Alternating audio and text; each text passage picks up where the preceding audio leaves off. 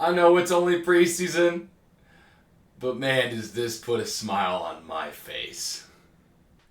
That's right. The Bears win 38 to nothing against the Buffalo Bills in week 2 of the NFL preseason. Again, I know it's preseason. Wins and losses don't really count or really matter. But you gotta there's so much about this game to be happy and excited about.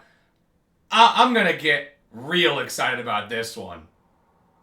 When I say, oh my god, this team has a real offense, I freaking mean it. Oh my gosh. They have a real offense, guys. I know it's preseason. I know that they were probably playing backups. But regardless, this team looks really good. At least for this game. I just am going to have to continue to tell myself, it's just a preseason game, it's just a preseason game, it's just a preseason game, it's just a preseason game. Don't overreact. It's awesome, and that was so much fun to watch, but it's just a preseason game. I mean, even though it is just a preseason game, the Bears backups made the Bills backups look silly in this game. It was a total beatdown. This thing could have easily gotten way worse than 38 to nothing. The Bills couldn't do anything in this game. They had one chance for a field goal at the end of the half and missed, and that was the closest they got to scoring any points. They got into Bears territory pretty well into Bears territory. They're actually about to get into the red zone before Amen Obamamiga strikes again with a peanut punch to end the Bills' hopes of any points. They didn't get any closer than that.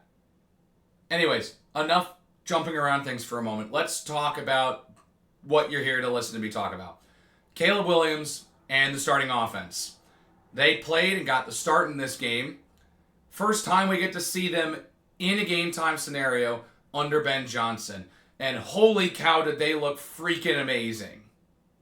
I mean, again, I know it's the preseason. I know they were probably playing against maybe 2 or 3 starters for the Bills on defense on that first drive. But I really don't care right now. All I wanted to see was the evidence and the scheme look like it's working. Because if the scheme wasn't working in this scenario, there'd be a lot of cause for alarm considering that they are backups. But regardless, Caleb Williams on the first drive of the ball game after Tyler Scott kind of doesn't know exactly what to do after he muffs the opening kickoff. They start their own 7, and in a 93-yard touchdown drive, Caleb Williams throws for 97 yards. You might be asking yourself, how in the world is that possible? It's a 93-yard touchdown drive. How could he have thrown for 97 yards? Because Caleb Williams accounted for every single yard on the touchdown drive, which included an extra 4 or 5 yards on a penalty earlier in the drive at some point. It was the only run play of the opening drive, and it was called back. So, 97 yards. There you go. Including the touchdown to Olamide Zaccheaus. And can I just say, the concepts, the way the offense is structured, it just feels so much more fluid and so much more, competent is probably the best word. And this is what happens when you go from Shane Waldron as your offensive play caller and your scheme guy, right? The guy who's creating the scheme and creating the plays, to Ben Johnson, who just had the number 1 offense in the league last season, has had a top 5 offense all 3 seasons that he has been the offensive coordinator in Detroit. That's what happens. Good scheme produces big plays, and that's exactly what we saw on that first drive. Holy cow. And people will talk about the Zaccheaus touchdown, and that'll be the thing that'll be shown when talking about this drive on socials. But what I want to talk about is the involvement of the tight ends. Ask any Bears fan about Cole Kmet, and they'll respond with, yeah, who? Because he wasn't even involved in the offense last season. And they're absolutely right. Cole Kmet had no role in the offense last year because he was not schemed into the offense last year, and that was pretty damn clear. He had a low volume of targets, and which resulted in lower amount of yards, low amount of touchdowns. Like, he was almost non-existent.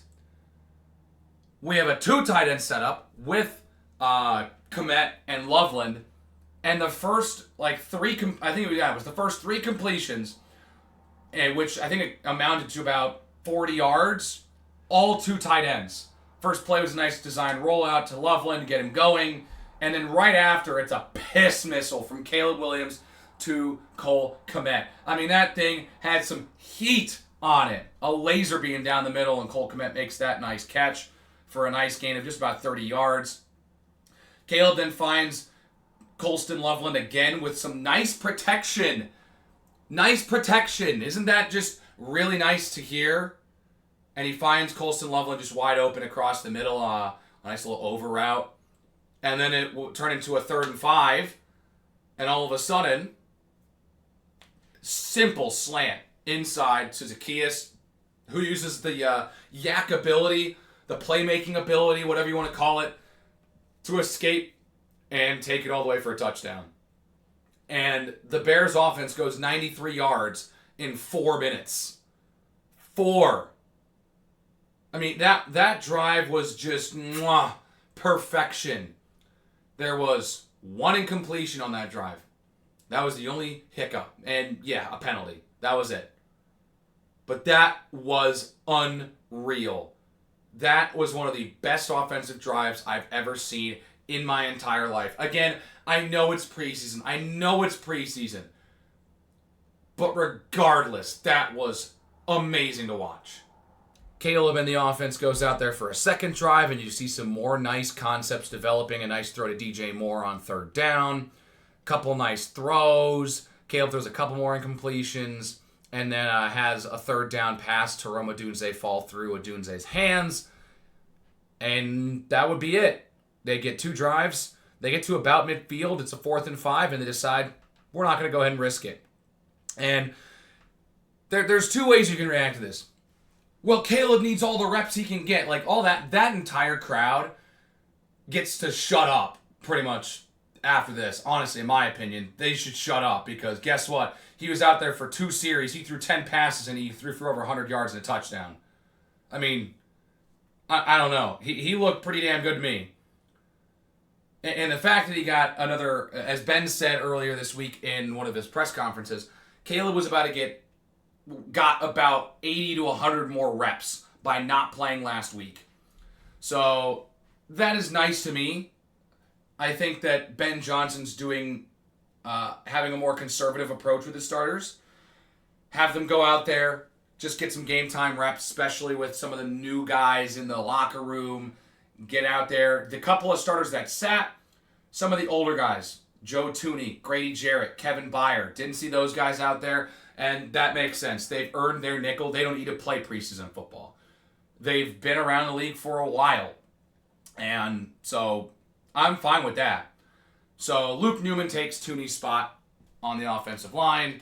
We get to see a couple other guys step in for Byard and Jarrett. Like, we saw Jonathan Owens out in the starting defense. So I think it was also nice to get a couple of backups in there in case someone gets hurt, a.k.a. Jonathan Owens gets to play with the first defense, because he had to play a lot of first defense last season after Jaquan Brisker got hurt, and then subsequently Elijah Hicks got hurt, I think, or replaced Elijah Hicks or whatever. He got some playing time, is what I'm trying to say. So I think that there was a lot to take away positively in that first half quarter, which is insane to say that they gained and did all that in the first half quarter. When you have almost 200 yards of total offense by the end of the first quarter, when last year you were averaging under 300 yards per game, yeah, I think that's a pretty good sign that the new coaching staff is getting their system in a good way. I think the new system is working. And then drive 3 comes around, and it's Tyson Bagent in the second offense out there. And again, they look phenomenal. They march right down the field. And early in the second quarter, Britton Brown finds a way into the end zone for the second touchdown today for the team. And I'll touch on something very important about that run in just a moment because I want to talk about Tyson Bagent a little bit. He looked really good. He threw for almost 200 yards. He was in there for a lot longer than I thought he was going to be. Probably because they pulled the starters a little early, but he was there till I think he was even there maybe into the fourth quarter. He was out there for a long time. I was really surprised. But he looked really good, man. He really did. Almost 200 yards passing, threw a nice, beautiful touchdown pass to Tyler Scott, which also, by the way, a really nice catch by Tyler Scott in the back of the end zone, which would be the third touchdown of the day for the Bears. He had a couple of really nice throws. There was one in particular. I forget exactly what down it was. I want to say it was like a 4th and 7. I want to say that that's what it was. I don't know for sure. But regardless, Tyson Bagent has pressure in his face, able to get the ball away, nearly avoiding the touch of the defender in his face. And then on the replay, it shows it just goes over the hand of the linebacker, and it finds Samori Toure for a catch that he takes upfield for a big gain, which would end up leading to another touchdown. The team scored 21 points in the second quarter, and we're up 28-0 at halftime.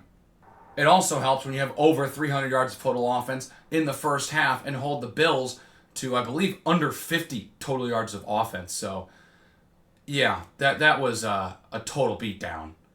And then right at the end of the first half, Ian Wheeler gets 4 cracks at the end zone on goal-to-go situations, is able to get it on the fourth down, and I just feel so great for him because he had a touchdown taken away from him last week. He's able to get into the end zone this week, and this is where I'm going to talk about the Britton Brown touchdown as well. Luther Burden, he had a phenomenal day. And Greg Olsen was absolutely correct on this in the broadcast because this was on nationally broadcast on Fox. And oh boy, to do this in front of a national audience, woo! Oh, that was nice. But Greg Olsen made a phenomenal point. What Luther Burden did on those 2 goal line runs for touchdowns from Brown and Wheeler will show more and do more for his reputation with the coaches than any of the receptions, any yards that he gained in this game. Because he laid out 2 gnarly blocks to open up the side for the rusher on each respective touchdown play. Go watch them again. You'll see Luther Burden come across and plug up the last defender. And it's a simple touchdown run for both Brown and Wheeler. And so it's subtle things like that makes you win football games like that. So, and that was a big thing with Luther Burden. I know the coach was saying, no block, no rock. If you can't block, you're not getting a rock. And so look what Luther Burden has been doing. He's laying out some real nice blocks because guess what? He wants the rock. And he got it a couple times. He had 3 receptions for about 50 yards.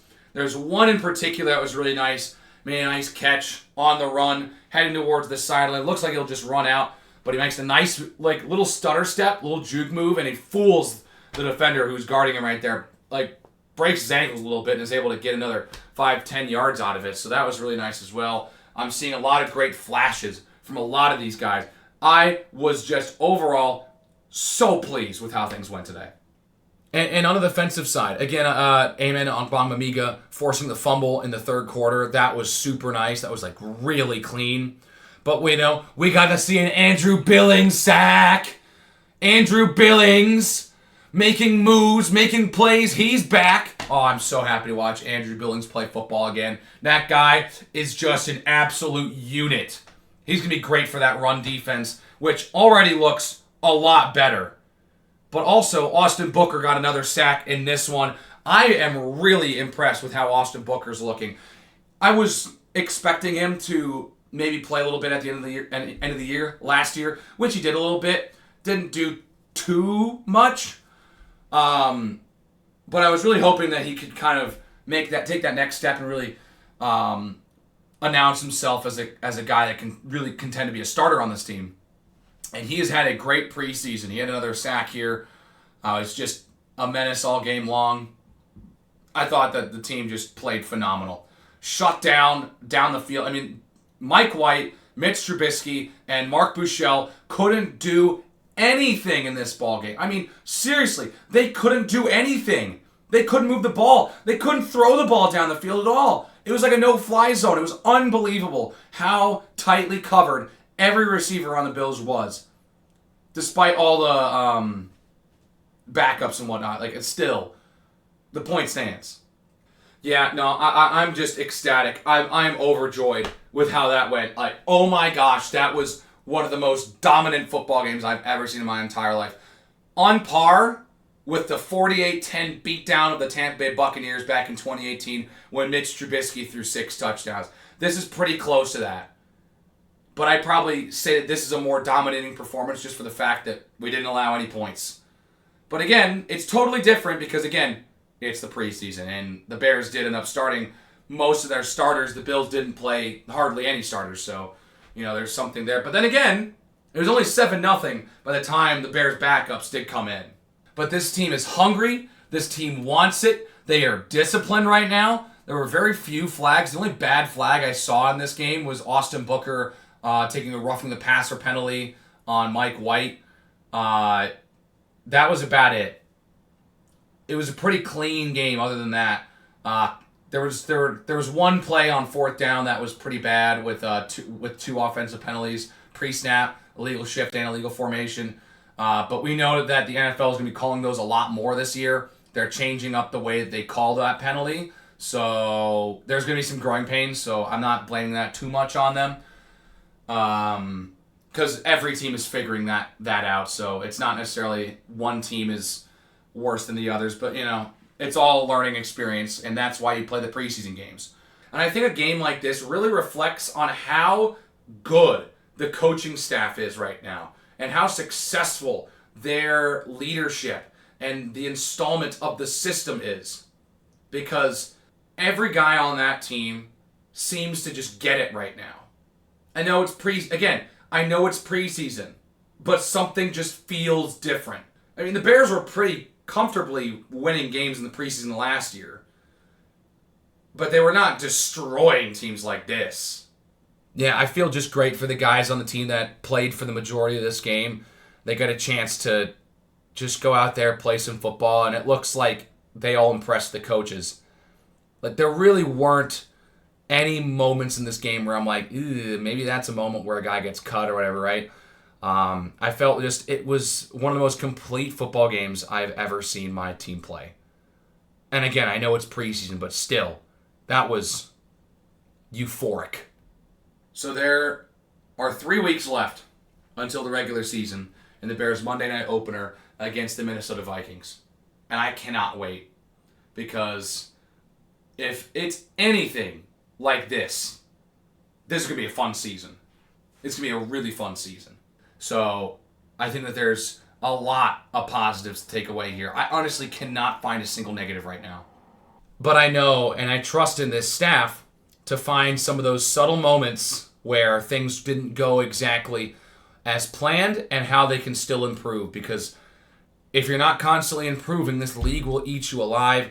You can't just go out of a game like this saying that there was nothing wrong that happened.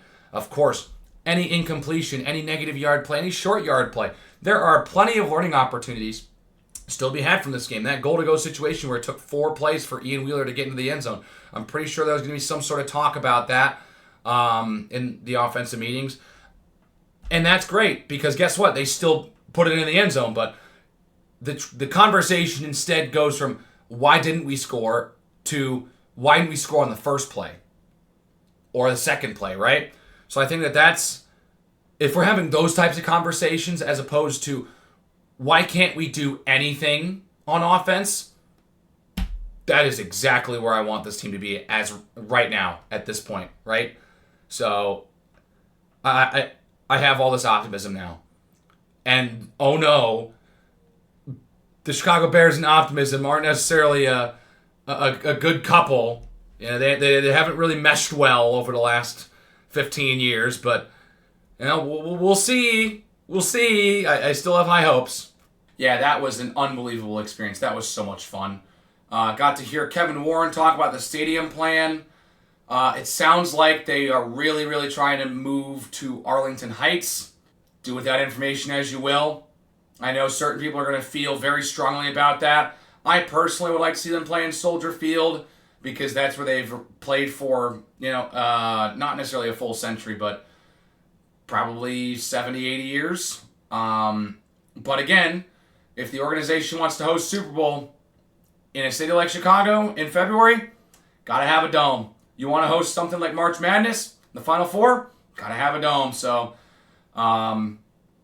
you're seeing it a lot with projects in northern cities because they want to host Super Bowl. They want to host other events like the Final Four. They want to host these types of things and take these events more north because they've been in the South a lot.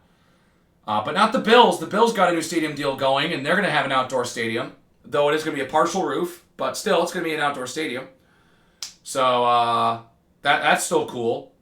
I don't know. That's kind of it. They spent a lot of time talking to executives in this game. They talked to the Bills general manager. They talked to Ryan Poles. They talked to Kevin Warren. But when the game was at 21-0 in the middle of the second quarter, and the Bills can't do anything, there really isn't much you can do. You got to fill all the space, and just sitting there and talking to guys. They talked to Josh Allen, talked to Caleb Williams. I think James Cook was talking for a split second. They did a great job filling time because holy cow, was there a lot of time to fill. Anyways, I'm going to be done. That was amazing. That was ethereal and heavenly. That was out of this world with how awesome that was to just sit down and watch. And it was also nice going into it not being super nervous and just wanting to go see some fun football and go see some cool things happen, which we got a lot of cool things happening in this one.